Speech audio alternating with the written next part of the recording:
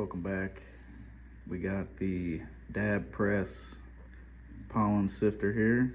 This is what it's going to look like when you first get it. No labels on the exterior of the box or anything, very discreet. I'll go ahead and pop this open and we'll take a look. Alright, once you open the box here, looks like they've got it all packed in with foam. Looks to be fully assembled. Just got to get it out and out of the foam, so we'll check that out. Alright, so we got it out of the box, all the packaging off of it. It's pretty, this machine's really clean. I like it. It's got a really good look. It's not very big. There's a TV tray under it. You can kind of judge off of that. I'd say, yeah, probably, I don't know, 16, 18 inches. The dimensions on it. You got your power there. Here's your cord. This lid did have protection on it, plastic. It's just a poly lid. Set that off to the side. Down in here, it looks like you've got your tumbler, some instructions. Comes with extra screens. That's super cool. Although once I get the right screen on it, I probably won't change it myself. It comes with the 220 micron screen on it, so that's going to be pretty loose. Personally, I'm probably going to put the 120 on it, and we'll go from there. So in order to get it out, you pretty much, I got it to this point where it's kind of like locked in. You can feel it, that it stopped turning. And I'm just gonna lift up on this side, and I'm gonna kind of pull it off of this piece here. There is an opening on the bottom of that piece that allows it to come off. So that's how you'll take it out. They do have a video on it, but it's not really that major. So I'm gonna do that and I'll be right back. But once you've got that out, like I said, fairly simple. You can see it just sets here with some ball bearings. It kind of slips over top of that. So once you get it in that kind of locked position, you're gonna slide it towards this end and up and out. Down in here, you got a scraper, you got some balls they give you to throw inside of it in order to kind of bust up, I guess, your material. I may or may not use them. I'll probably try with and without. Maybe drop some information below the video on how that goes. You can see in here they've got, sorry about the light, they've got your extra bags. That 120 is actually the one I'm going for. That's going to be the one I use. They give you the scrape tool, some other instructions. Let's get this out of here and I'll get back with you. This whole piece, this whole aluminum casing actually lifts up off the Keef collection tray down there. So that's what I'm gonna do here. So I'm gonna pull that off and then we'll go from there. It all opened up.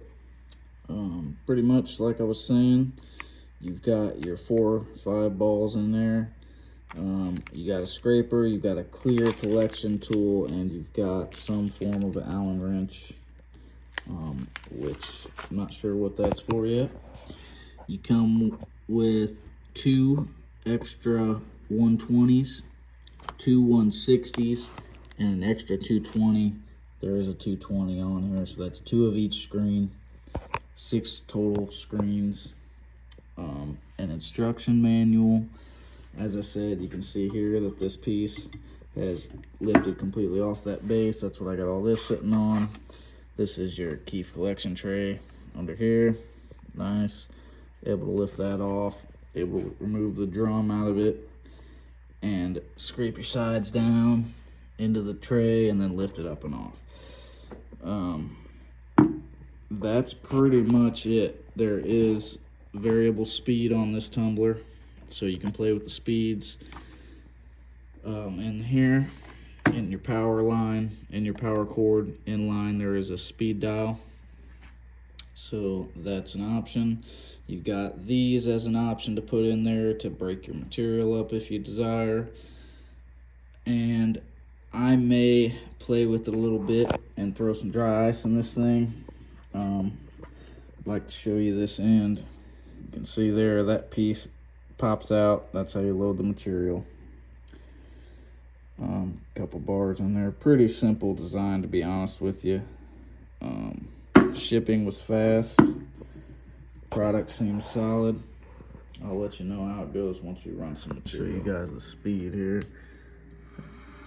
That's just clicked on. Okay, just barely rotating. This thing, I believe, will go pretty quick.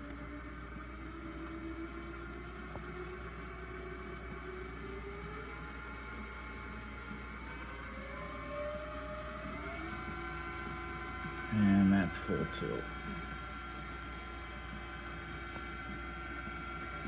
So I'm gonna say I'll probably be running halfway, somewhere in this vicinity.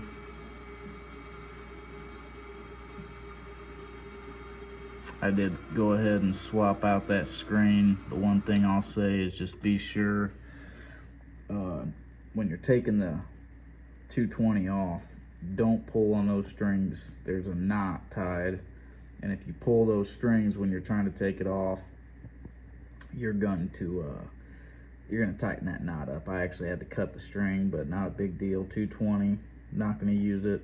Got an extra if I do. And then don't tie your new strings on. It says to not tie a dead knot in the instructions. I actually just wrapped them opposite directions on the groove here, right here where this rubber grommet is. That's how you replace it. Just pop that off. There's some strings under there, pull them off, yada yada. Just tuck them in, put the rubber gasket back on there, you're good to go. Try to get it as tight as possible. Not really a big deal if it's not. Tighter is better, but you don't want to stretch it. So all right, thanks for watching, everybody. That's the DabPress unboxing video. I'll be coming at you probably with a review video a little later on once I run some trim. Got plenty of it to run, just got done. So that is the DabPress. Ghost Grows out.